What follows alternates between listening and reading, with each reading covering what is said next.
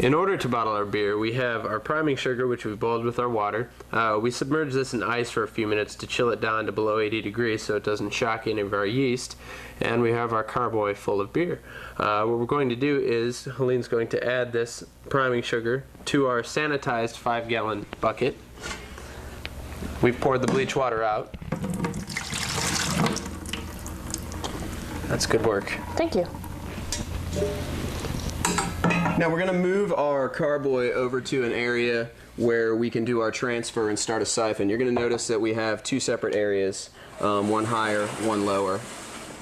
And when you move your carboy, you're going to want to be careful to move it very slowly and gently. There's a layer of yeast sediment at the bottom. You don't want to get a bunch of yeast into your finished beer product. So there's still some yeast around. That yeast that is around in the fermentation carboy is going to be transferred over into this bucket with our sugar water, our priming sugar. So you want to not disturb that, and when we do a siphon, you want to make sure to not put your tube all the way down to the bottom so that you suck up a bunch of that crud and cloud up your beer. So basically we're going to be starting a siphon. We've got our hose, and we took our little pipette, we took our bottling end off. That's going to give us a nice straight solid downshoot into our fermentation carboy, which is going to allow us to siphon as much product as we can. It's down here in sanitizer water. Helene's going to go ahead and start a siphon. Now in order to start a siphon, you want to get your hose, what you're going to be transferring in, all full of your bleach water, your sanitizer water.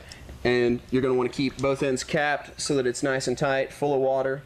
And then you're going to put the pipette end down into your fermentation carboy with the other end capped, kind of like that straw trick you do as a kid. And then Helene's going to go ahead and she's going to run the bleach water off into our other bucket just so that we don't get all bleachy. And once you get beer through the tube, she's going to quickly transfer it over into the bucket. And you're going to want to make sure to put it against the side of the bucket and then push it down into the bucket. You don't want to get a bunch of splashing. As this beer siphons from our vessel into our new vessel, it's going to mix up all of those priming sugars with the beer so that the yeast can start that secondary fermentation that we're going to have happen in our bottle.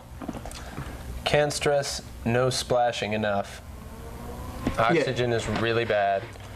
It's already beer, and oxygen has deteriorating qualities towards beer, which is going to give your beer some off flavors which you don't want. So if you jostle it about a lot, you're going to get oxygen mixed in it, and then you're going to get not a quality product when you have a finished good.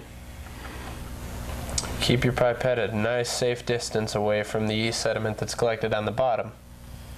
It'll go nice and slow. You want to pay attention to the end of your tube or your pipette that's down in your beer.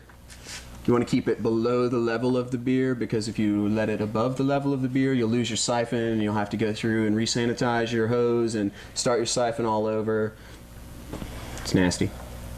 It's really not that bad. Actually, that's a very good point. If we were to lose our siphon, something were to happen, and we had to take this out and start over again, you do want to make sure to clean everything again, sanitize it again, because at this point you can really catch some bad stuff if you're not careful and clean. So be careful and be clean.